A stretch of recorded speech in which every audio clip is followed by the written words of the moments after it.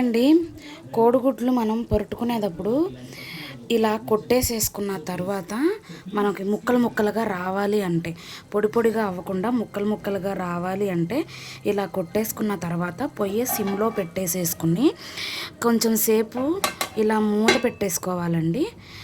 ఇలా మూత పెట్టేసుకుని ఒక 5 మినిట్స్ ఆగాక చూద్దాము. ఇప్పుడు చూద్దామండి మూత తీసి ఎలా ఉందో మనం ఏం చేయాలో.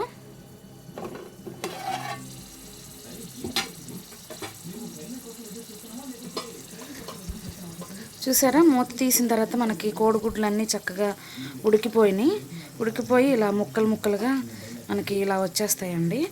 చక్కగా మూత పెట్టేసేసుకుంటే మనకి గుడ్డు ఇలా వచ్చేస్తాయండి. మూత పెట్టుకుని మనం ఒక 5 మినిట్స్ ఉడికించేసుకుంటే సరిపోతుంది.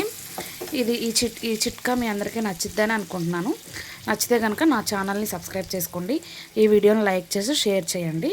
ఇలా చేసుకుంటే మాత్రం కోడిగుడ్డు పొరటు చాలా టేస్టీగా ఉంటుందండి. పొడి పొడిగా అవ్వకుండా ముక్కలు ముక్కలుగా వచ్చుద్ది. చాలా బాగుంటుందండి.